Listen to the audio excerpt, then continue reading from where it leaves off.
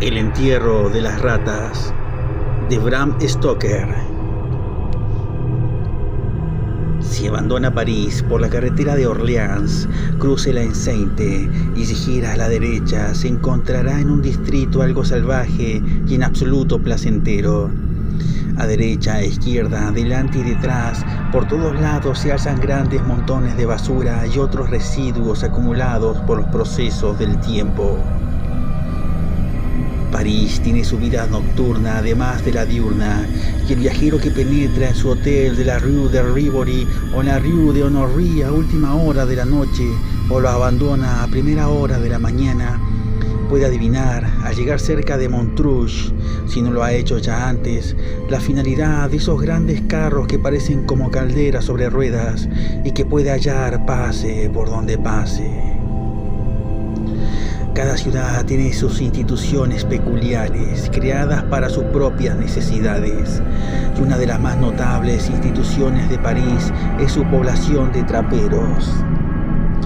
A primera hora de la mañana, y la vida de París comienza a una hora muy temprana, pueden verse colocadas en la mayoría de las calles, al otro lado de cada patio y callejón, y entre tantos edificios como todavía en algunas ciudades norteamericanas, e incluso en partes de Nueva York, grandes cajas de madera en las que las criadas o los inquilinos de las casas vacían la basura acumulada del día anterior.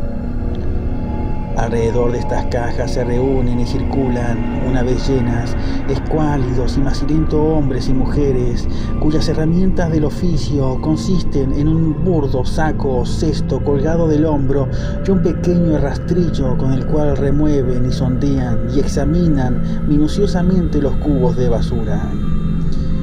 Recogen y depositan en sus cestos, con ayuda de sus rastrillos, todo lo que pueden encontrar, con la misma facilidad con la que un chino utiliza sus palillos para comer. París es una ciudad de centralización, y centralización y clasificación están estrechamente aliadas. En los primeros tiempos, cuando la centralización se está convirtiendo en un hecho, su precursora es la clasificación. Todas las cosas que son similares o análogas son agrupadas juntas, y del agrupamiento de esos grupos surge un punto total o central.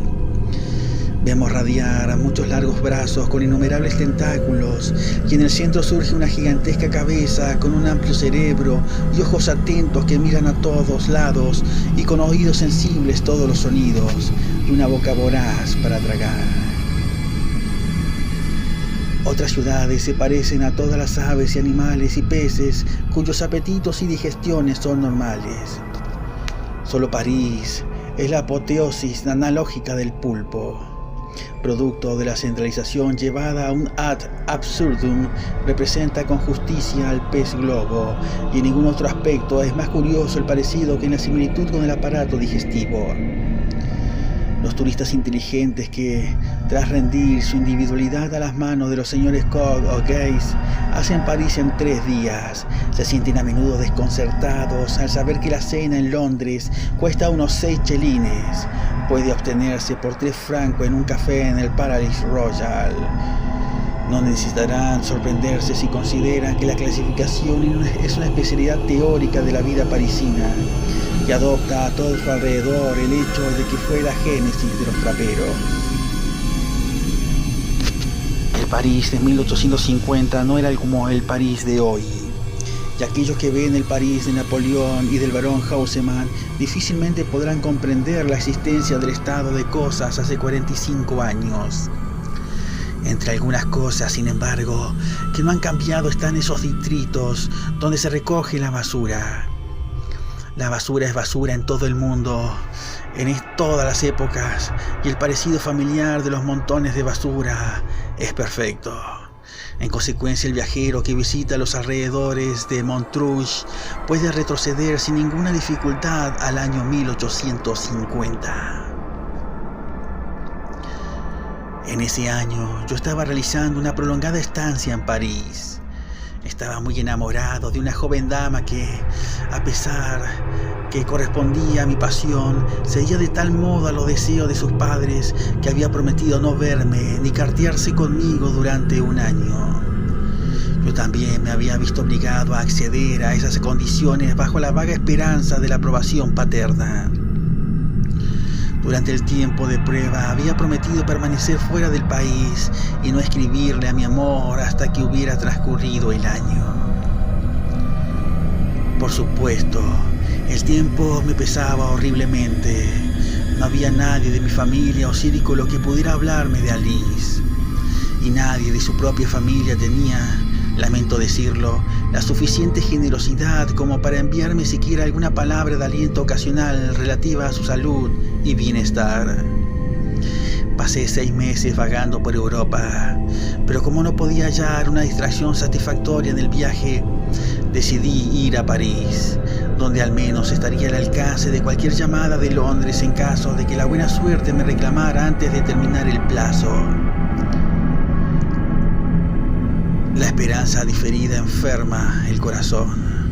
Nunca estuvo mejor ejemplificado que en mi caso, porque además del perpetuo anhelo de ver el rostro que amaba, siempre estaba conmigo la torturante ansiedad de que algún accidente pudiera impedirme mostrarle a Alice a su debido tiempo que, durante el largo periodo de prueba, había sido fiel a su confianza y a mi amor. Así, cualquier aventura que emprendí tenía en sí misma un intenso placer, porque estaba cargada de posibles consecuencias, más de las normalmente hubiera podido afrontar. Como todos los viajeros, agoté los lugares de mayor interés al primer mes de mi estancia, y al segundo mes me sentí impulsado a buscar diversión allá donde pudiera. Tras efectuar diversas excursiones a los suburbios más conocidos, empecé a ver que existía una terra incógnita en lo que a las guías de viaje se refería, en las selvas sociales que se extendían entre esos puntos de atracción. En consecuencia, empecé a sistematizar mis investigaciones y cada día tomaba el hilo de mi exploración en el lugar donde lo había dejado caer el día anterior. A lo largo del tiempo, mi vagabundeo me llevó cerca de Montrouge y vi que por allí se extendía la última toulée de la exploración social, un país tan poco conocido como el que rodea las fuentes del Nilo Blanco, y así decidí investigar filosóficamente a los traperos, su hábitat, su vida y sus medios de vida. El trabajo era desagradable, difícil de realizar y con pocas esperanzas de una recompensa adecuada. Sin embargo, pese a la razón, prevaleció la obstinación y entré en mi nueva investigación con más energía de la que hubiera podido apelar para que me ayudara en cualquier otra investigación que me condujera a cualquier otro fin valioso o digno de estima.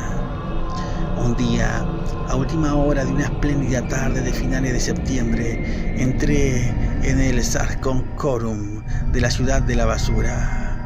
El lugar era evidentemente la morada reconocida de un buen número de traperos, porque se manifestaba una especie de orden en la formación de los montículos de basura al lado de la carretera. Pasé entre esos montículos, que se erguían como ordenados centinelas, decidido a penetrar más profundamente y rastrear la basura hasta su última localización. Mientras avanzaba, vi detrás de los montículos de basura algunas formas que iban de aquí para allá, vigilando evidentemente con interés la aparición de cualquier extraño en aquel lugar. El distrito era como una pequeña Suiza, y mientras avanzaba mi tortuoso camino se cerró a mis espaldas. Finalmente llegué a lo que parecía una pequeña ciudad o comunidad de traperos. Había un cierto número de chozas o chabolas con las que se pueden encontrarse en las remotas partes del pantano de Alan. Toscos lugares con paredes de caña recubiertas con martero de barro y con techos de paja hechos de los residuos de los establos. Lugares a los que uno no desearía entrar bajo ningún concepto, en que incluso en las acuarelas solo podían parecer pintorescos si eran tratados juiciosamente. En medio de esas cabañas había una de las más extrañas adaptaciones, no puedo decir habitaciones, que jamás haya visto. un inmenso y viejo guardarropa, los colosales restos de algún boudoir de Carlos VII o Enrique XI había sido convertido en una morada. Las dobles puertas estaban abiertas, de modo que todo su interior quedaba a la vista del público. La mitad abierta del guardarropa era una sala de estar de 1,20 por 1,80 m, donde se sentaban, fumando sus pipas, alrededor de un brasero de carbón, no menos de 6 viejos soldados de la Primera República, con sus uniformes arrugados y deshilachados. Evidentemente, eran de la clase de los mauvais sujets. Sus turbios ojos y sus mandíbulas colgantes hablaban con claridad de un amor común a la absenta, y sus ojos tenían esa expresión perdida y consumida que es el sello del borracho en sus peores momentos, y ese semblante de adormecida ferocidad que sigue a la estela del copioso beber. El otro lado estaba como en sus viejos tiempos, con sus estantes intactos, excepto que habían sido cortados en profundidad por la mitad, y en cada estante, de los que había 6, se había habilitado una cama hecha con trapos y paja. La media docena de respetables que vivían en aquella estructura me miraron con curiosidad cuando pasé, y cuando les devolví la mirada, tras haberlos rebasado unos pasos, vi que unían sus cabezas en una susurrada conferencia. No me gustó en absoluto el aspecto de todo aquello, porque el lugar era muy solitario y los hombres tenían un aspecto muy villano. De todos modos, no vi ninguna causa para tener miedo y seguí adelante, penetrando más y más en el Sahara. El camino era tortuoso hasta cierto grado, y tras avanzar en una serie de semicírculos, como cuando uno patina en una pista de patinaje, no tardé en sentirme confuso con respecto a los puntos cardinales. Cuando hube penetrado un poco más, vi, al doblar la esquina de un medio montículo, sentado sobre un camión de paja, a un viejo soldado con una deshilachada chaqueta. Vaya, me dije a mí mismo, la Primera República está bien representada aquí en sus soldados. Cuando pasé por su lado, el viejo ni siquiera alzó la vista hacia mí, sino que miró al suelo con estólida persistencia. De nuevo observé para mí mismo. Mira lo que puede hacer una vida de duras batallas. La curiosidad de este hombre es una cosa del pasado. Cuando hube dado algunos pasos más, sin embargo, miré bruscamente hacia atrás y vi que la curiosidad no estaba muerta, porque el veterano había alzado la cabeza y me estaba mirando con una expresión muy curiosa. Tuve la impresión de que su aspecto era muy parecido al de los 6 respetables de antes. Cuando me vio mirarle, bajó la cabeza y sin pensar más en él, seguí mi camino, satisfecho de que hubiera un extraño parecido entre aquellos viejos guerreros. Poco después hallé a otro viejo soldado en las mismas condiciones. Él tampoco reparó en mí cuando pasé por su lado. Por aquel entonces era ya última hora de la tarde y empecé a pensar en volver sobre mis pasos. Así que di la vuelta para regresar, pero pude ver un cierto número de caminos que iban entre los diferentes montículos y no pude decidir cuál de ellos debía tomar. En mi perplejidad deseé ver a alguien a quien poder preguntarle el camino, pero no había a nadie. Decidí avanzar más e intentar encontrar a alguien, no a un veterano. Conseguí mi objetivo, porque después de recorrer un par de cientos de metros, vi delante de mí una choza como nunca había visto antes, con la diferencia, sin embargo, de que no era para vivir, sino simplemente un techo con 3 paredes, abierta por delante.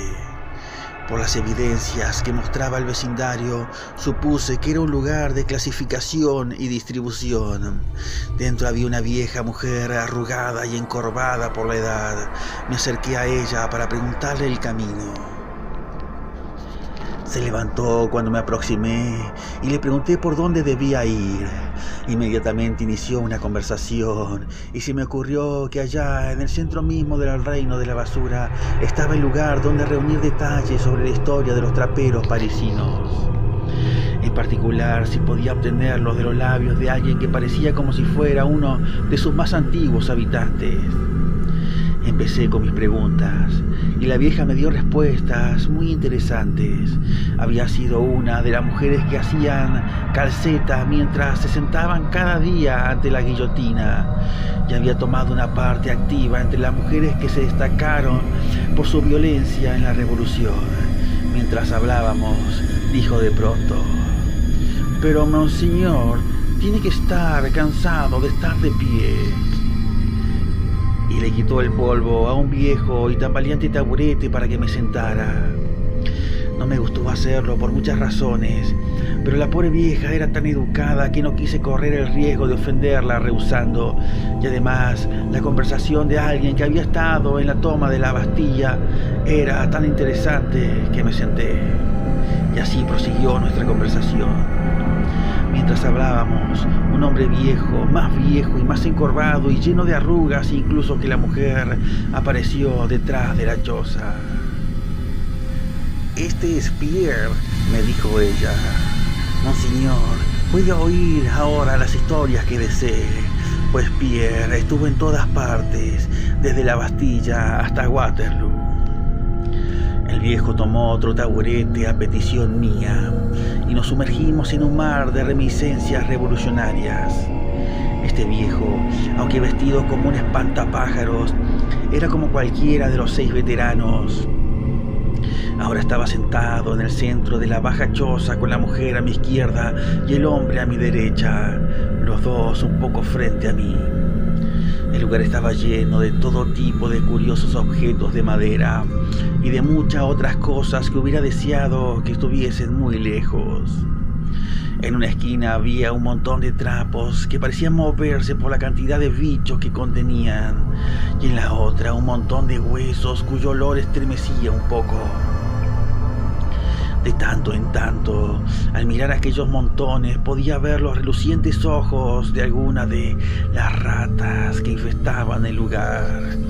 Aquellos asquerosos objetos eran ya bastante malos, pero lo que tenía peor aspecto todavía era una vieja hacha de carnicero con un mango de hierro manchado con coágulos de sangre apoyada contra la pared a la derecha. De todos modos, estas cosas no me preocupaban mucho. La charla de los dos viejos era tan fascinante que seguí hasta que llegó la noche y los montículos de trapos arrojaron oscuras sombras sobre los valles que había entre ellos. Al cabo de un tiempo empecé a intranquilizarme. No podía decir cómo ni por qué, pero de alguna forma no me sentía satisfecho. La intranquilidad es un instinto y una advertencia. Las facultades psíquicas son a menudo los centinelas del intelecto, y cuando hacen sonar la alarma, la razón empieza a actuar, aunque quizá no conscientemente. Así ocurrió conmigo. Empecé a tomar conciencia de dónde estaba y de lo que me rodeaba, y a preguntarme cómo actuaría en caso de ser atacado. Y luego estalló bruscamente en mí el pensamiento, aunque sin ninguna causa definida, de que yo estaba en peligro. La prudencia susurró: «Quédate quieto y no hagas ningún signo». Y así me quedé quieto y no hice ningún signo, porque sabía que 4 ojos astutos estaban sobre mí. 4 ojos, y no más. Dios mío, qué horrible pensamiento. Toda la choza podía estar rodeada en 3 de sus lados por villanos. Podía estar en medio de una pandilla de desesperados, como solo medio siglo de revoluciones periódicas puede producir. Con la sensación de peligro, mi intelecto y mis facultades de observación se agudizaron y me volví más cauteloso que de costumbre. Me di cuenta de que los ojos de la vieja estaban dirigiéndose constantemente hacia mis manos. Las miré también y vi la causa. Mis anillos. En el dedo meñique de mi izquierda llevaba un gran sello y en la derecha un buen diamante. Pensé que si había allí algún peligro, mi primera precaución era evitar las sospechas. En consecuencia, empecé a desviar la conversación hacia la recogida de la basura, hacia las alcantarillas, hacia las cosas que se encontraban allí y así, poco a poco, hacia las joyas. Luego, aprovechando una ocasión favorable, le pregunté a la vieja si sabía algo de aquellas cosas. Ella respondió que sí, un poco. Alcé la mano derecha y mostrándole el diamante le pregunté qué pensaba de aquello. Ella respondió que tenía malos ojos y se inclinó sobre mi mano, tan indiferentemente como pude. Dije: perdón, así lo verá mejor. Y me lo quité y se lo tendí. Una malvada luz iluminó su viejo y arrugado rostro cuando lo tocó. Me lanzó una furtiva mirada tan rápida como el destello de un rayo. Se inclinó por un momento sobre el anillo, con el rostro completamente neutro mientras lo examinaba. El viejo miraba fijamente a la parte delantera de la choza ante él, mientras rebuscaba en su bolsillo y extraía un poco de tabaco envuelto en un papel y una pipa y procedía a llenarla. Aproveché la pausa y el momentáneo descanso de los inquisitivos ojos sobre mi rostro para mirar cuidadosamente a mi alrededor. Ahora estaba sombrío y con escasa luz. Todavía estaban allí todos los montículos de variada y apestosa asquerosidad. La terrible hacha, manchada de sangre, estaba apoyada contra la esquina de la pared de la derecha, y por todas partes, pese a la escasa luz, destellaba el refulgir de los ojos de las ratas. Las pude ver incluso a través de algunos de los resquicios de las tablas de la pared de atrás, muy junto al suelo. Pero cuidado, aquellos ojos parecían más grandes y brillantes y ominosos de lo normal. Por un instante, pareció como si se me parara el corazón y me sentí presa de aquella vertiginosa condición mental en la que uno siente una especie de embriaguez espiritual y como si el cuerpo se mantuviera erguido tan solo en el sentido de que no hay tiempo de caer antes de recuperarte. Luego, en otro segundo, la calma regresó a mí, una fría calma, con todas las energías en pleno vigor, con un autocontrol que sentía perfecto con todas mis sensaciones e instintos alertas. Ahora sabía toda la extensión del peligro. Era vigilado y estaba rodeado por gente desesperada. Ni siquiera podía calcular cuántos de ellos estaban tendidos allí, en el suelo detrás de la choza, aguardando el momento para atacar. Yo me sabía grande y fuerte, y ellos lo sabían también. También sabían, como yo, que era inglés y que por lo tanto lucharía, y así aguardaban.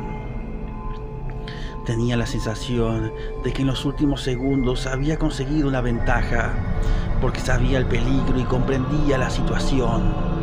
Esta, pensé, es mi prueba de valor, la prueba de resistencia, la prueba de lucha. Vendría más tarde.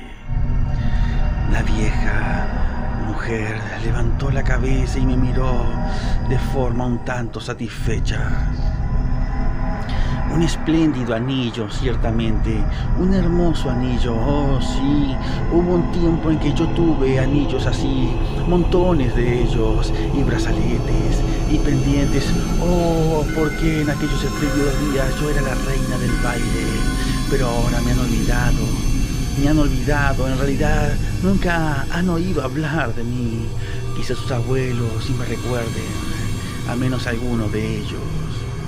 Y dejó escapar una seca y cacareante risa, y debo decir que me sorprendió, porque me tendió de vuelta el anillo con un cierto asomo de gracia pasada, de modo que no dejaba de ser patética. El viejo la miró con una especie de repentina ferocidad, medio levantado de su taburete, y me dijo de pronto, roncamente: «Déjemelo ver». Estaba a punto de tenderle el anillo cuando la vieja dijo: No se lo entregue a Pierre. Pierre es excéntrico, pierde las cosas, y es un anillo tan hermoso. ¡Zorra!, dijo el viejo salvajemente. De pronto la vieja dijo, un poco más fuerte de lo necesario: «Espere, tengo que contarle algo acerca de un anillo». Había algo en el sonido de su voz que me impresionó. Quizás fuera mi hipersensibilidad fomentada por mi excitación nerviosa, pero por un momento pensé que no se estaba dirigiendo a mí. Lancé una mirada furtiva por el lugar y vi los ojos de las ratas, de los montículos de huesos, pero no vi los ojos a lo largo del fondo. pero mientras miraba, los vi aparecer de nuevo. ¡Espere! De la vieja me había proporcionado un respiro del ataque y los hombres habían vuelto a rendirse, a hundirse en su postura tendida. Una vez perdí un anillo, un hermoso aro de diamantes que había pertenecido a una reina y que me fue entregado por un recaudador de impuestos, que después se cortó la garganta porque yo lo rechacé. Pensé que debía de haber sido robado y entre todos lo buscamos, pero no pudimos hallar ningún rastro. Vino la policía y sugirió que debía de haber ido a las alcantarillas. Bajamos, yo con mis finas ropas, porque les iba a confiar a ellos mi hermoso anillo. No había forma. Desde entonces sé mucho más sobre las alcantarillas y sobre las ratas también. Pero nunca olvidaré el horror de aquel lugar lleno de ojos llameantes, un muro de ellos justo más allá de la luz de nuestras antorchas. Bien, bajamos debajo de mi casa. Buscamos la salida de la alcantarilla y allá, en medio de las inmundicias, hallamos mi anillo y salimos. Pero también hallamos algo más antes de salir. Cuando nos dirigíamos hacia la salida, un montón de ratas de alcantarilla, humanas esta vez, vino hacia nosotros. Dijeron a la policía que uno de ellos había ido a las alcantarillas, pero no había regresado. Había ido solo un poco antes que nosotros, y si se había perdido no podía estar muy lejos. Pidieron que le ayudaran, así que volvimos. Intentaron impedir que fuera con ellos, pero insistí. Era una nueva excitación. ¿Y no había recuperado mi anillo? No habíamos ido lejos cuando tropezamos con algo. Había muy poca agua y el fondo de la alcantarilla estaba lleno de ladrillos, residuos y materia de muy variada índole. Había luchado incluso cuando su antorcha se apagó, pero eran demasiadas para él. No le había durado mucho. Los huesos todavía estaban calientes, pero completamente mondos. Incluso habían devorado a sus propias muertas y había huesos de rata junto a los del hombre. Los otros, los humanos, se lo tomaron con tranquilidad y bromearon sobre su camarada cuando lo hallaron muerto. Bah, ¿qué más da, vivo o muerto? ¿Y no tuvo usted miedo?, le pregunté. Miedo, dijo con una risa. Yo miedo, pregúntele a Pierre. Pero entonces era más joven y mientras recorría aquella horrible alcantarilla con su pared de ansiosos ojos, siempre moviéndose más allá del círculo de la luz de las antorchas, no me sentí tranquila. Sin embargo, avancé por delante de los hombres. Así es como lo hago siempre. Nunca he dejado que los hombres vayan por delante de mí. Todo lo que deseo es una oportunidad y un medio, y ellas lo devoraron. Se lo llevaron todo excepto los huesos y nadie se enteró, nadie oyó ningún sonido. Entonces estalló en un cloqueo del más terrible regocijo que jamás haya oído y visto. Una gran poetisa describe a su heroína cantando.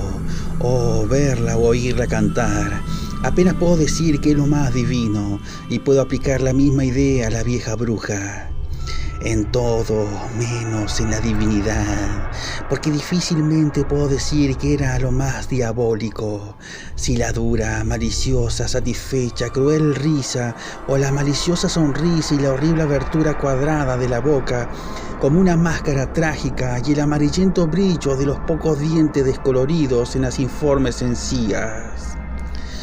En esa risa y con esa sonrisa y la cloqueante satisfacción supe, también como si me lo hubiera dicho con resonantes palabras, que mi muerte estaba sentenciada y que los asesinos solo aguardaban el momento apropiado para su realización. Pude leer entre las líneas de su espeluznante historia las órdenes a sus cómplices. Esperad, parecía decirles, concedeos vuestro tiempo. Yo daré el primer golpe. Hallad las armas para mí, y yo hallaré la oportunidad, no escapará. Mantenedlo tranquilo y todo irá bien. No habrá ningún grito y las ratas harán su trabajo. Cada vez se hacía más oscuro, la noche estaba llegando. Lancé una furtiva mirada por la choza a mi alrededor, todo seguía igual, la ensangrentada hacha en el rincón, los montones de porquería y los ojos y los montones de huesos y en la rendija junto al suelo. Pierre había estado llenando ostensiblemente su pipa. Ahora encendió una cerilla y empezó a dar profundas chupadas. La mujer vieja dijo: «Vaya, qué oscuro es. Pierre, enciende la lámpara como un buen chico». Pierre se levantó y con la cerilla encendida en la mano tocó el pábilo de una lámpara que colgaba a un lado de la entrada de la choza y que tenía un reflector que arrojaba la luz por todo el lugar. Era evidente que la usaban para salir por la noche. «Esa no, estúpido, esa no, la linterna», le gritó la mujer. «De acuerdo, madre, la buscaré». Y se puso a revolver por la esquina izquierda de la estancia, mientras la vieja decía en la oscuridad: la linterna, oh, esa es la luz más útil para nosotros los pobres. La linterna fue la amiga de la revolución, es la amiga del trapero, nos ayuda cuando todo lo demás falla». Apenas había acabado de pronunciar la última palabra cuando hubo una especie de crujido por todo el lugar y algo se arrastró firmemente sobre el techo. De nuevo creí leer entre líneas sus palabras. Conocía la lección de la linterna. «Uno de vosotros subid al techo con un nudo corredizo y estranguladlo cuando pase si dentro fracasamos».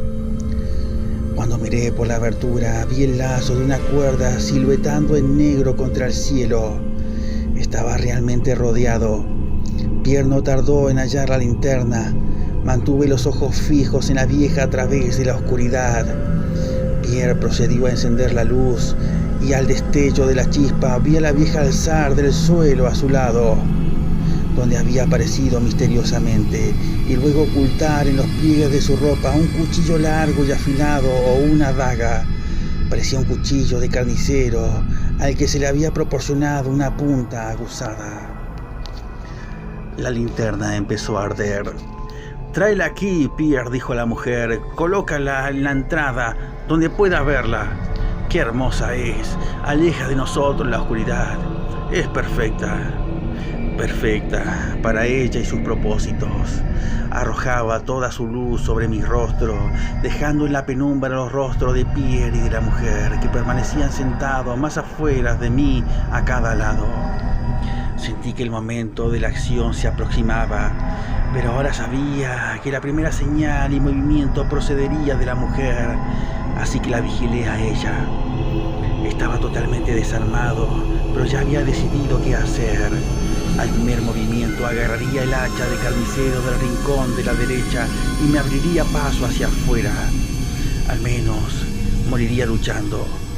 Eché una mirada a mi alrededor para fijar su lugar exacto, a fin de no fallar al agarrarla al primer esfuerzo, porque el tiempo y la exactitud serían preciosos. Buen Dios, había desaparecido. Todo el horror de la situación cayó sobre mí. Pero el pensamiento más amargo de todo fue si el resultado de aquella terrible situación era en mi contra. Alice sufriría infaliblemente. O bien me creería un falso, y cualquier enamorado, cualquiera que lo ha estado alguna vez, puede imaginar la amargura del pensamiento, o seguiría amándome durante mucho tiempo después de que me hubiera perdido para ella y para el mundo, y así su vida se vería rota y amargada, destrozada por la decepción y la desesperación. La auténtica magnitud del dolor me aferró y me dio ánimos para soportar el terrible escrutinio de los conspiradores. Creo que no me traicioné. La vieja mujer me estaba observando como un gato observa a un ratón. Tenía su mano derecha oculta en los pliegues de su ropa, aferrando, como ya sabía, aquella larga daga de aspecto cruel. Tuve la sensación de que si hubiera visto alguna inquietud en mi rostro, hubiera sabido que había llegado el momento, que hubiera saltado sobre mí como una tigresa, segura de atraparme descuidado. Miré a la derecha y vi allí una nueva causa de peligro. Delante y alrededor de la choza había a poca distancia algunas formas sombrías. Estaban completamente inamovibles, pero sabía que todas estaban alertas y en guardia. Tenía pocas posibilidades en aquella dirección. Eché de nuevo una mirada a mi alrededor. El momento de gran excitación y gran peligro, que es también excitación, la mente trabaja muy rápido y la agudeza de las facultades que desprenden de la mente crece en proporción. Entonces lo sentí. En un instante abarqué toda la situación. Vi que el hacha había sido retirada a través de un pequeño agujero hecho en una de las podridas planchas. Tenía que estar muy podrida para permitir algo así, sin siquiera un ruido. La choza era una típica ratonera y estaba guardada a todo a su alrededor. Un verdugo aguardaba tendido en el techo, listo para ahorcarme con su cuerda si yo conseguía escapar de la daga de la vieja bruja. Delante el camino estaba guardado, pero no sabía cuántos vigilantes había. Y en la parte de atrás había una hilera de hombres desesperados. Había visto de nuevo sus ojos a través de las grietas en las tablas del suelo cuando miré por última vez, mientras permanecían tendidos aguardando la señal de ponerse en pie, si tenía que ser alguna vez, que fuera ahora. Tan fríamente como fui capaz, me giré un poco en mi taburete a fin de meter bien mi pierna derecha debajo de mi cuerpo. Luego, con un repentino salto, girando la cabeza hacia un lado y protegiéndola con las manos y con el instinto de lucha de los antiguos caballeros, pronuncié el nombre de mi dama y me lancé contra la pared de atrás de la choza. Pese a lo muy atento que estaban, lo repentino de mi movimiento sorprendió tanto a Pierre como a la vieja. Al tiempo que atravesaba las podridas planchas, vi a la mujer levantarse de un salto como un tigre y oí su grito ahogado de contenida rabia.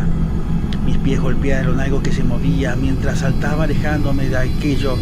Supe que había pisado la espalda de una de la hilera de hombres que permanecían tendidos boca abajo fuera de la choza. Recibí rasguños de clavos y astillas, pero por otro lado salí incólume. Sin aliento trepé por el montículo que tenía delante, al tiempo que oía el sordo ruido de la choza al desplomarse en una masa informe. Fue una ascensión de pesadilla. El montículo, aunque bajo, era horriblemente empinado y con cada paso que daba, la masa de tierra y ceniza cedía y se hundía bajo mis pies. El polvo se alzaba y me ahogaba. Era mareante, fétido, horrible, pero sabía que era una carrera a vida o muerte y seguí luchando. Los segundos parecieron horas, pero los breves momentos que había conseguido, combinados con mi juventud y mi fuerza, me proporcionaron una gran ventaja. Y aunque varias formas se echaron a correr tras de mí en un mortal silencio que era más terrible que cualquier sonido, alcancé fácilmente la cima. Posteriormente he subido el cono del Vesubio y mientras escalaba aquella desolada ladera entre los humos sulfurosos, el recuerdo de aquella horrible noche en Montrouge me vino a la memoria tan vívidamente que casi me desvanecí. El montículo era uno de los más altos de la zona y mientras trepaba hasta la cima, jadeando en busca de aliento y con el corazón latiendo como un martillo pilón, vi a lo lejos, a mi izquierda, el apagado resplandor rojizo del cielo y más cerca aún el llamear de unas luces. Gracias a Dios, ahora sabía dónde estaba y dónde hallar el camino hasta París.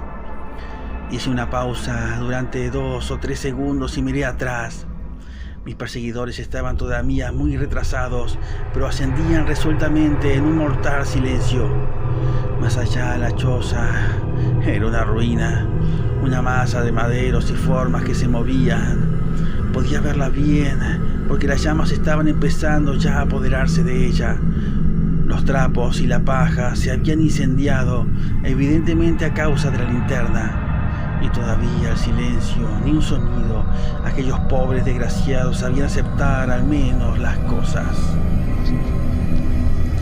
No tuve tiempo más que para una mirada de pasada, porque cuando observé a mi alrededor en busca del mejor lugar para bajar, vi varias formas oscuras corriendo a ambos lados para cortarme el camino.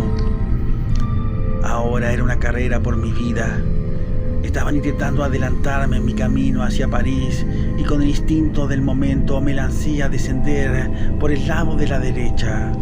Fue justo a tiempo porque aunque bajé en lo que me parecieron unos pocos pasos, los viejos y cautelosos hombres que estaban observándome dieron la vuelta. Y uno de ellos, mientras yo corría por la abertura entre los montículos de delante, casi me alcanzó con un golpe de aquella terrible hacha de carnicero. Seguro que no podía haber allí dos de aquellas armas. Entonces empezó una caza auténticamente horrible. Me adelanté fácilmente a los viejos, e incluso cuando algunos hombres más jóvenes y unas cuantas mujeres se unieron a la caza, lo distancié con facilidad. Pero no conocía el camino y ni siquiera podía guiarme por la luz en el cielo, porque estaba corriendo en sentido contrario a ella. Había oído que, a menos que tengan un propósito consciente, los hombres perseguidos siempre giran hacia la izquierda, y eso descubrí que estaba haciendo ahora. Y supongo que eso también lo sabían mis perseguidores, que eran más animales que hombres. Y con astucia o instinto habían descubierto por sí mismos tales secretos, porque tras una rápida carrera, tras la cual esperaba tomarme un momento de respiro, vi de pronto delante de mí a 2 o 3 formas que pasaban velozmente por detrás de un montículo a la derecha. Estaba metido en una tela de araña, pero con el pensamiento de este nuevo peligro llegó la resolución del cazado. Y así eché a correr por el siguiente giro a la derecha. Proseguí en esta dirección durante unos 100 metros y luego, girando de nuevo a la izquierda, me aseguré de que al menos había evitado el peligro de ser rodeado, pero no de la persecución, porque la turba seguía atrás de mí, firme, resuelta, incansable y todavía en un hosco silencio. En la creciente oscuridad, los montículos parecían ahora ser un poco más pequeños que antes, aunque, porque la noche se estaba cerrando, aparentaban ser más grandes en proporción. Ahora estaba muy por delante de mis perseguidores, así que trepé rápidamente por el montículo que tenía delante. Alegría de alegrías, estaba cerca del borde de aquel infierno de montículos de basura. Detrás, lejos de mí, la luz roja de París en el cielo y alzándose detrás las alturas de Montmartre. Una luminosidad débil, con algunos puntos brillantes como estrellas aquí y allá.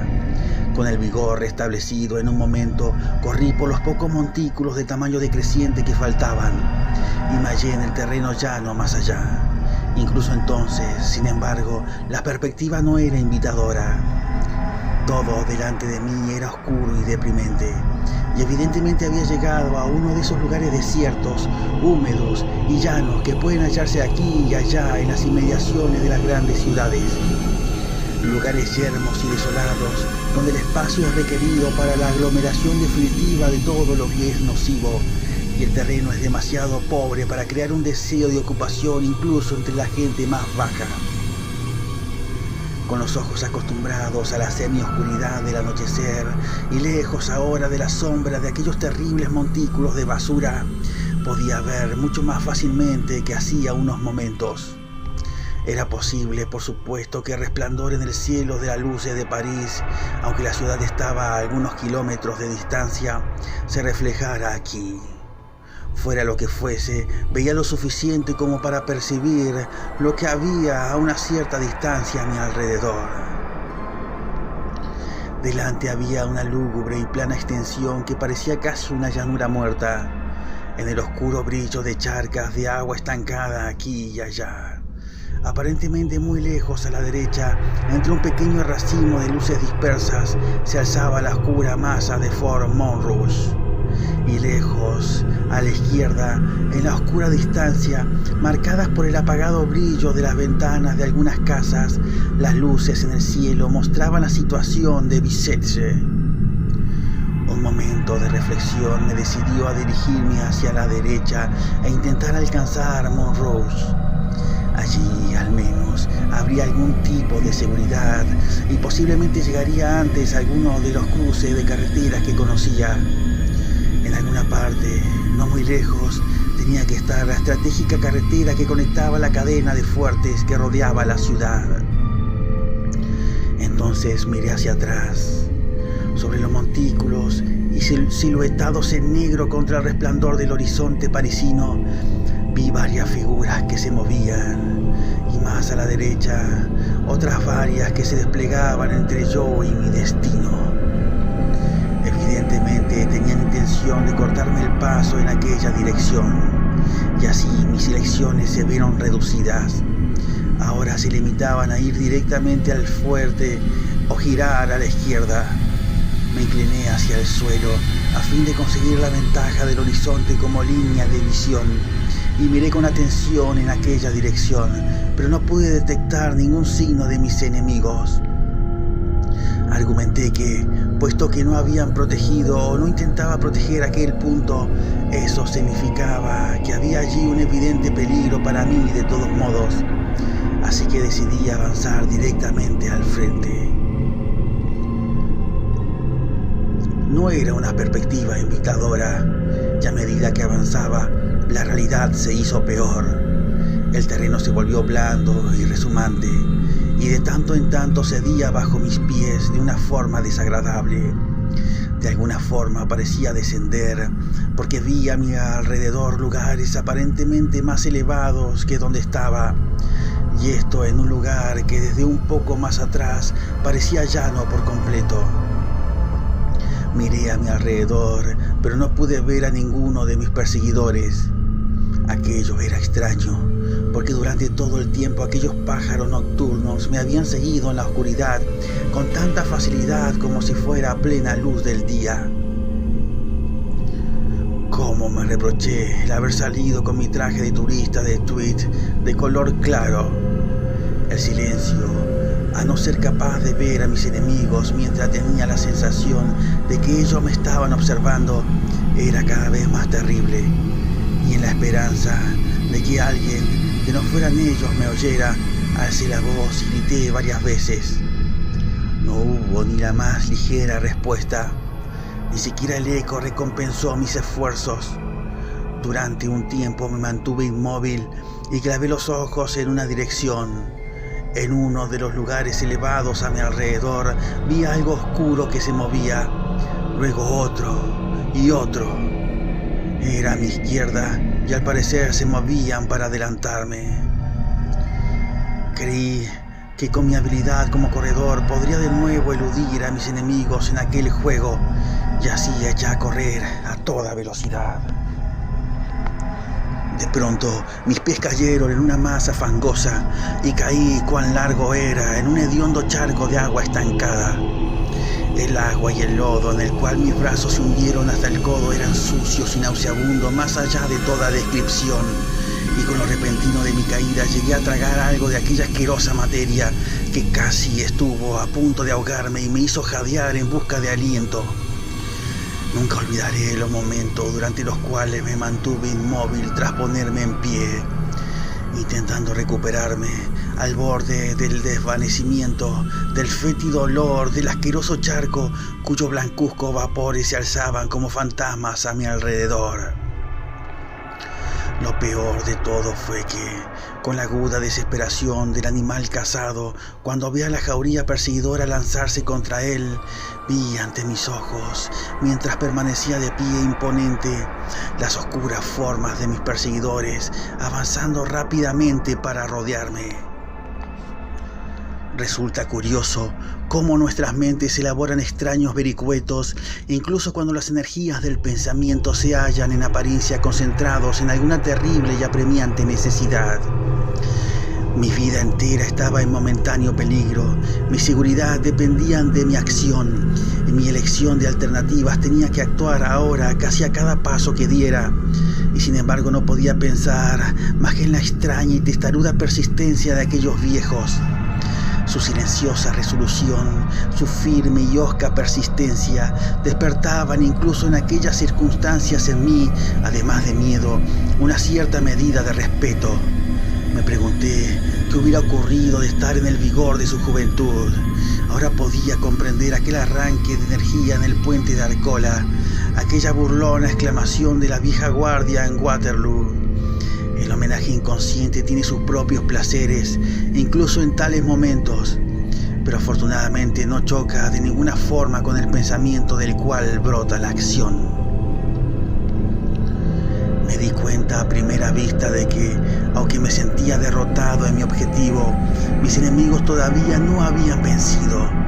Habían conseguido rodearme por 3 lados y estaban intentando empujarme hacia la izquierda, donde había ya algún peligro para mí, pero no habían dejado guardia. Acepté la alternativa. Era un caso de elección de Hobson y de correr. Tenía que mantenerme en terreno bajo porque mis perseguidores estaban en los lugares más altos.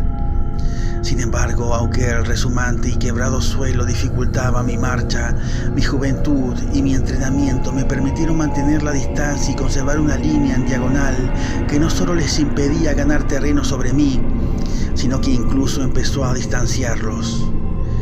Esto me dio nuevo valor y fuerza, y por aquel entonces mi entrenamiento habitual empezaba a tomar de nuevo el mando y había recuperado el aliento. Delante de mí el terreno ascendía ligeramente. Me apresuré ladera arriba y descubrí delante de mí una extensión de chapoteante terreno, con un bajo dique o talud de aspecto oscuro y ominoso más allá. Tuve la sensación de que si podía alcanzar con seguridad aquel dique, entonces con terreno sólido bajo mis pies y algún tipo de sendero que me guiara, podía hallar con cierta facilidad una forma de salir de mis apuros. Tras una mirada a la derecha e izquierda y sin ver a nadie cerca, mantuve los ojos durante unos breves minutos fijos en mis pies para comprobar que trabajaran correctamente a la hora de cruzar aquel terreno pantanoso. Fue un trabajo duro y desagradable, pero había poco peligro, tan solo esfuerzo, y al poco tiempo estaba en el dique. Subí exultante su ladera, pero allí me sacudió una nueva conmoción. A ambos lados de mí se alzaron un cierto número de figuras agazapadas. Se lanzaron contra mí desde la derecha y desde la izquierda. Entre todos, a cada lado sujetaban una cuerda. El cerco estaba casi completo. No podía ir a ningún lado y al fin estaba cerca. Solo había una posibilidad y la tomé. Me dejé resbalar por el dique y para escapar de las garras de mis enemigos me lancé a la corriente. En cualquier otra circunstancia hubiera pensado que el agua estaba sucia y asquerosa, pero ahora le di la bienvenida como si fuera una corriente cristalina para un viajero sediento. Era un camino a la seguridad. Mis perseguidores se lanzaron tras de mí. Si tan solo uno de ellos hubiera sujetado la cuerda, me hubieran cogido, porque me hubiera enredado con ella antes de tener tiempo de dar una brazada. Pero las muchas manos que la sujetaban les dificultaron y retrasaron, y cuando la cuerda golpeó el agua, oí el chapoteo muy detrás de mí. Unos minutos de fuertes brazadas me llevaron al otro lado de la corriente. Refrescado por la inmersión y alentado por la escapatoria, subí al dique del otro lado con un espíritu relativamente alegre. Miré hacia atrás desde arriba. Por entre la oscuridad vi a mis asaltantes dispersarse a lo largo del dique hacia arriba y hacia abajo. Evidentemente la persecución no había terminado y de nuevo tuve que elegir mi camino. Más allá del dique donde me hallaba había un terreno salvaje y pantanoso muy similar al que había cruzado. Decidí evitar aquel lugar y por un momento dudé en ir al dique arriba o dique abajo. Creí oír un sonido, el apagado rumor de unos remos, así que escuché y luego grité. Ninguna respuesta, pero el sonido cesó. De alguna forma mis enemigos habían conseguido un bote de algún tipo, puesto que estaban más arriba de mí. Tomé el camino descendente y empecé a correr. Cuando pasé a la izquierda, de donde había entrado en el agua, oí varios chapoteos blandos y furtivos, como el sonido que hace una rata al sumergirse en una corriente, pero mucho mayor. Y cuando miré, vi el oscuro brillo del agua roto por las ondulaciones de varias cabezas que avanzaban. Algunos enemigos estaban cruzando también a nado la corriente. Y ahora detrás de mí, corriente arriba, el silencio se vio roto por el rápido crujir y resonar de remos. Mis enemigos aceleraban su persecución. Empleé todas mis energías y seguí corriendo. Al cabo de un par de minutos miré hacia atrás y a la luz que se filtraba a través de las nubes vi varias formas oscuras trepar el terraplén tras de mí. Había empezado a alzarse el viento y el agua a mi lado se estaba agitando y empezando a romperse en pequeñas olas contra la orilla. Tenía que mantener los ojos muy atentos al terreno delante de mí para evitar tropezar, porque sabía que tropezar era la muerte. Al cabo de otros pocos minutos miré de nuevo hacia atrás. En el dique solo había unas pocas figuras oscuras, pero cruzando el terreno pantanoso había muchas más. Ignoraba qué nuevo peligro significaba esto, solo podía suponerlo. Luego, mientras corría, tuve la sensación de que mi camino seguía desviándose hacia la derecha. Miré al frente y vi que el río era mucho más ancho que antes y que el dique sobre el que estaba desaparecía allí delante y que más allá había otra corriente en cuya orilla más cercana vi alguna de las formas oscuras. Ahora, al otro lado del pantano, me hallaba en una isla de algún tipo. Mi situación era entonces realmente terrible porque mis enemigos me habían atrapado entre ambos lados. Detrás de mí llegaba el acelerado rumor de los remos, como si mis perseguidores supieran que el fin estaba cerca. A mi alrededor, a cada lado, solo había desolación. No había ningún techo, ninguna luz, hasta tan lejos como podía ver. Muy lejos, a la derecha, se alzaba una masa oscura, pero no sabía lo que era. Me detuve un momento para pensar qué debía hacer. No mucho tiempo porque mis perseguidores se estaban acercando. Entonces me decidí. Me deslicé orilla abajo y me lancé al agua. Lo hice de cabeza a fin de aprovechar la corriente para rebasar el remolino de la isla. Aguardé hasta que una nube cruzó por delante de la luna y lo sumió todo en la oscuridad. Entonces me quité el sombrero y lo deposité suavemente en el agua, dejando que flotara con la corriente. Y un segundo más tarde me zambullí hacia la derecha y me mantuve bajo el agua con todas mis fuerzas. Supongo que estuve medio minuto bajo el agua, y cuando salí lo hice tan suavemente como pude. Me volví y miré hacia atrás. Allá iba mi sombrero de color pardo claro, flotando alegremente corriente abajo. Muy cerca detrás apareció un viejo bote desvencijado, impulsado furiosamente por un par de remeros. La luna estaba todavía parcialmente oscurecida por las derivantes nubes, pero a media luz pude ver a un hombre en la proa sujetando, listo para golpear lo que me pareció que era la misma terrible hacha de la que antes había escapado. Mientras miraba, el bote se acercó y el hombre golpeó salvajemente. El sombrero desapareció. El hombre cayó hacia adelante, casi fuera del bote. Sus camaradas lo sujetaron, pero sin el hacha. Y luego, mientras me volvía con todas mis energías para alcanzar la otra orilla, oí el feroz retumbar de la palabra «sacré», que indicaba la ira de mis frustrados perseguidores. Ese fue el primer sonido que oí de unos labios humanos durante toda aquella terrible caza, y por muchas amenazas y peligros que me acechasen, fue un sonido bienvenido, porque rompió aquel terrible silencio que me envolvía y me abrumaba. Era como un signo claro de que mis oponentes eran hombres y no fantasmas, y que ante ellos tenía al menos las posibilidades de un hombre, aunque uno contra muchos. Pero ahora que el conjuro del silencio se había roto, los sonidos llegaron numerosos y rápidos. Del bote a la orilla y de vuelta a la orilla al bote llegaron una rápida pregunta y una rápida respuesta. Todo ello en feroces susurros. Miré hacia atrás. Un movimiento fatal, puesto que en aquel instante alguien vio mi rostro, que se reflejó blanco en la oscura agua, y gritó. Varias manos me señalaron y en 1 o 2 momentos el bote estuvo en marcha de nuevo tras de mí. Me quedaba poco trecho que recorrer, pero el bote se acercaba más y más. Unas brazadas más y estaría en la orilla. Pero sentía que el bote se aproximaba y esperé a cada segundo el golpear de un remo o cualquier otra arma contra mi cabeza. De no haber visto aquella terrible hacha desaparecer en el agua, creo que no hubiera alcanzado la orilla. Oí las maldiciones de aquellos que no remaban y la afanosa respiración de los remeros.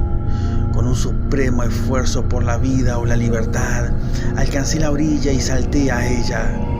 No había un solo segundo que perder, porque detrás de mí el bote varó y varias formas saltaron en mi persecución. Alcancé la parte superior del dique y manteniéndome a la izquierda corrí de nuevo. El bote se separó de la orilla y siguió corriente abajo. Al ver aquello temí el peligro en aquella dirección y volviéndome rápidamente corrí dique abajo por el otro lado. Y tras pasar un corto trecho de terreno pantanoso alcancé una llanura abierta y seguí corriendo. Mis incansables perseguidores seguían detrás de mí. Muy lejos, más abajo, vi la misma masa oscura de antes, pero ahora estaba más cerca y era más grande. Mi corazón se estremeció de deleite porque supe que debía de ser la fortaleza de Bicêtre y seguí corriendo con nuevas energías. Había oído que entre cada uno y en todos los fuertes que protegían París había caminos estratégicos, carreteras profundamente hundidas donde los soldados que avanzaban por ellas quedaban protegidos del enemigo. Sabía que si podía alcanzar esa carretera estaría a salvo, pero en la oscuridad no podía ver ningún signo de ella, así que seguí corriendo con la ciega esperanza de alcanzarla.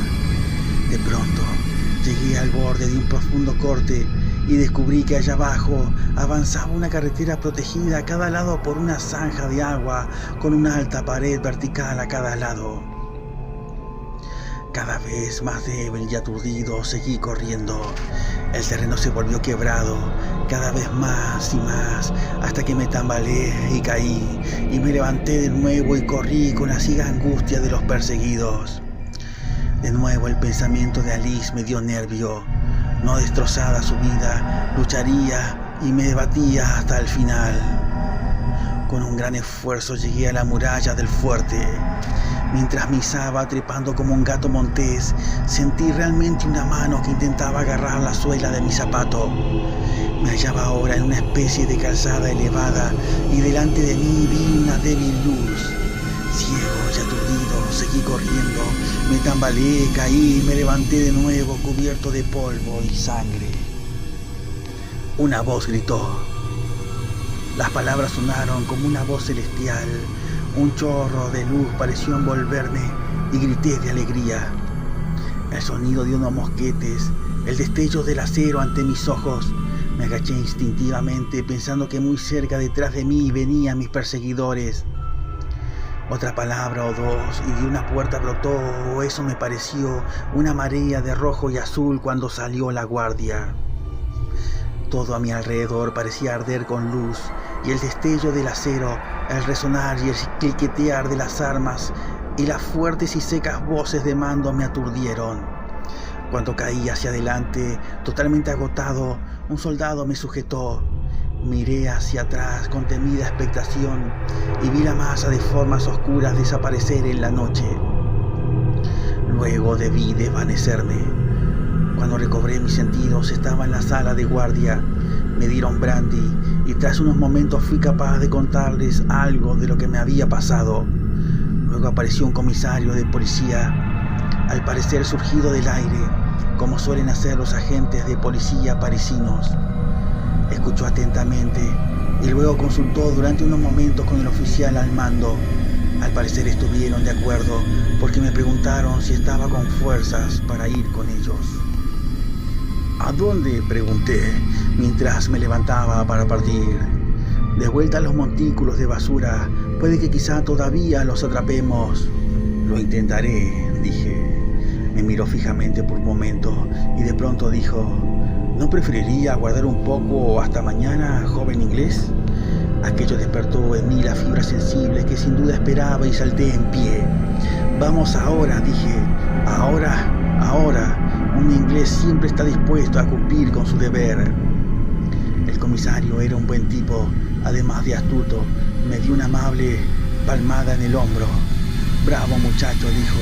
«Discúlpeme, pero sabía que esto le haría bien. La guardia está preparada. ¡Vamos!». Y así, cruzando directamente la sala de guardia y un largo pasadizo abovedado, salimos a la noche. Algunos de los hombres que iban delante llevaban poderosas linternas. A través de patios y por un camino descendente salimos a través de un bajo arco hasta una carretera hundida, la misma que había visto en mi huida. Se dio orden de marcha y con un rápido y elástico paso, medio correr, medio caminar, los soldados avanzaron. Sentí renovadas mis fuerzas. Esta es la diferencia entre cazador y cazado. Una breve distancia nos llevó a un bajo puente de pontones que cruzaba la corriente.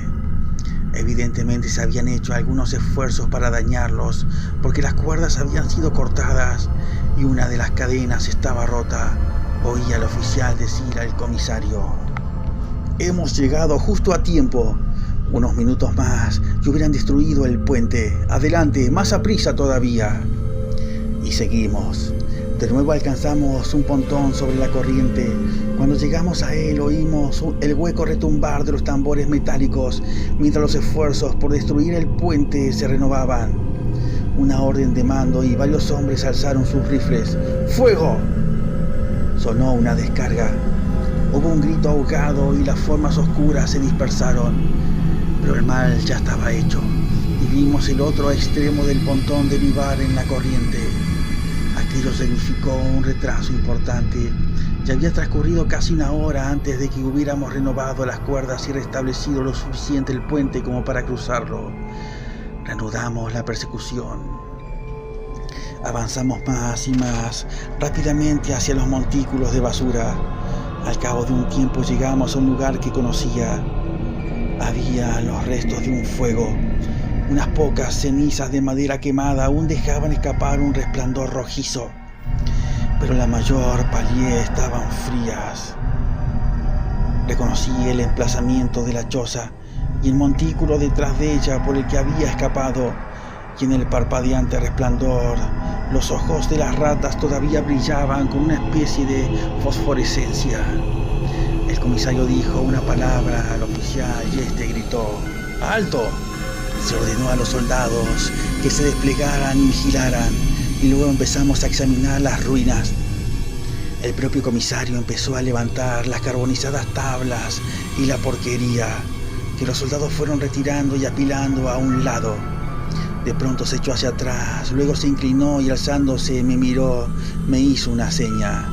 «Mire», dijo. Era una horrible visión. Había allí un esqueleto boca abajo, una mujer por la forma, una mujer vieja por la tosca fibra de los huesos. Entre las costillas asomaba una larga daga como una púa hecha con un cuchillo de carnicero afilado, con la punta enterrada en la espina dorsal. «Observará», dijo el comisario al oficial y a mí mientras sacaba su bloc de notas, «que la mujer debió de caer sobre su daga. Las ratas son muchas aquí. Vi a sus ojos brillar entre ese montón de huesos.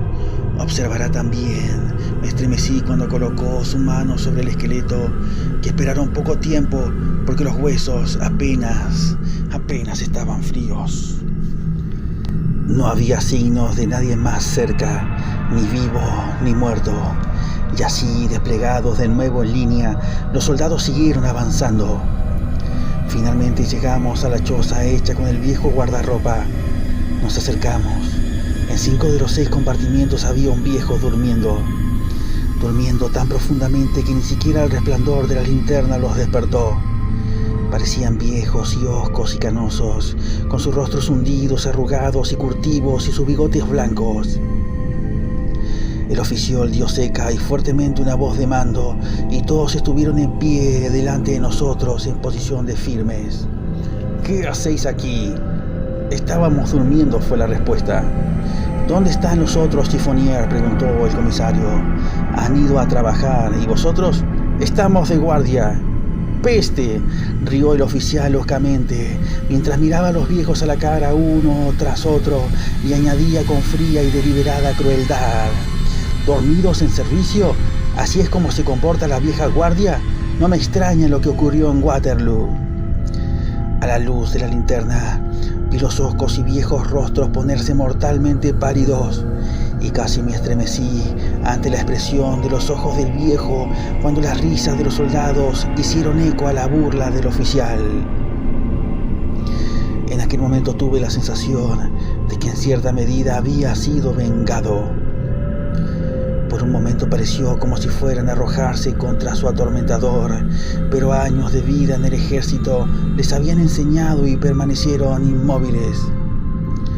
«¿Solo sois 5?» dijo el comisario. «¿Dónde está el sexto?» La respuesta llegó con una lúgubre risita. «Está aquí», y el que habla señaló el fondo del guardarropa. «Murió la otra noche, no vayas mucho de él. El entierro de las ratas es muy rápido». El comisario se inclinó y miró, luego se volvió al oficial y dijo tranquilamente: «Será mejor que nos marchemos. Ya no hay ninguna huella ahora, nada que pruebe que este hombre fue el herido por las balas de sus soldados. Probablemente lo asesinaron para cubrir sus huellas. Mire». Se inclinó de nuevo y apoyó sus manos sobre el esqueleto. «Las ratas trabajan rápido y son muchas. Estos huesos todavía están calientes». Me estremecí y lo mismo hicieron varios de los que estaban a mi alrededor. «¡Formen!», dijo el oficial, y así, en orden de marcha, con las linternas oscilando al frente y los veteranos amanillados en medio, avanzamos con paso firme fuera de los montículos de basura y regresamos a la fortaleza de Bicêtre.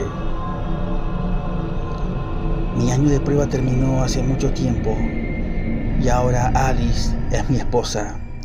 Pero cuando miro en retrospectiva el lapso de aquellos 12 meses de mi vida, uno de los más vividos incidentes que recuerda mi memoria es el asociado con mi visita a la ciudad de la basura.